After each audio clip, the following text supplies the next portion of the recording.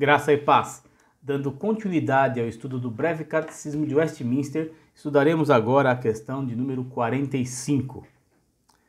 Questão de número 45 diz assim: qual é o primeiro mandamento? E a resposta, está lá no livro do Êxodo, capítulo 20, verso 3.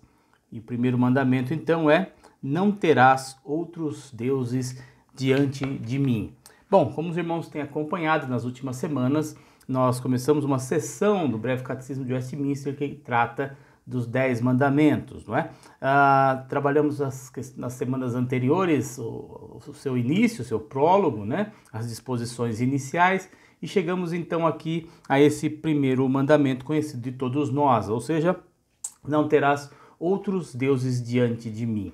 Algumas coisas importantes nessa primeira reflexão, nós trataremos sobre o primeiro mandamento nas próximas quatro perguntas, né? Esta e mais 3 perguntas, mas algumas coisas importantes para pontuarmos aqui, sem invadirmos, né, os méritos ou as questões tratadas nas outras divisões, né, deste mandamento aqui proposto pelo Breve Catecismo.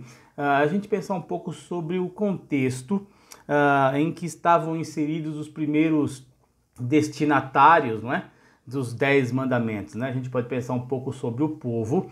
Eles estavam há pelo menos 400 anos no Egito, desde que José foi para lá, né? Como prisioneiro, como cativo, como escravo. Então eles passaram esses 400 anos e dentro de uma nação politeísta, ou seja, que tinha vários deuses, né? Basicamente era possível adorar qualquer coisa, desde governantes, pasmem vocês, até animais. Então tudo podia ser adorado e o povo então estava ali nesse ambiente, nesse contexto, né? Um grande leque, em tese, de, entre aspas, opções de adoração, né? Como eu disse, várias possibilidades de adoração. O que a gente vê claramente sendo expresso aqui, nesse primeiro mandamento, e aliás é a tônica de toda a palavra de Deus, é Deus reclamando para si a exclusividade da adoração, não é? Em meio a outros, entre aspas, ou em letra minúscula, deuses, então Deus verdadeiro reclama para si a exclusividade da adoração, a exclusividade de um sentimento de entrega, de um sentimento de confiança, de um sentimento de louvor ou de um sentimento de gratidão. A gente pode trazer isso basicamente também para o nosso contexto hoje. E a gente pode pensar, não, mas nós tanto tempo depois, já tendo a revelação de Deus, não corremos o risco de incorrermos neste problema.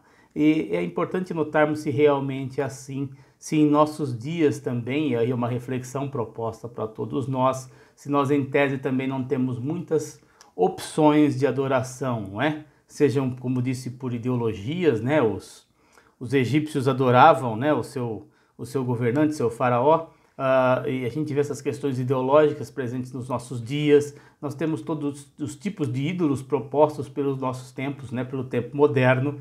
Nós temos o próprio ego do ser humano sendo colocado em uma posição de deidade, de divindade, muitas vezes, né? E mesmo as prioridades das nossas vidas, muitas vezes, também acabam por ocupar esse espaço que é única e exclusivamente devido ao Senhor, ao nosso Deus. Acho que o grande desafio diante dessa primeira questão, né, do primeiro mandamento, é a gente realmente estar atento àquilo que acontece ao nosso meio e nas nossas próprias vidas, se realmente, de fato, não temos tido outros deuses, né, diante do Deus verdadeiro, em que temos aplicado a nossa energia, a que temos aplicado a nossa adoração, o nosso exercício de devoção.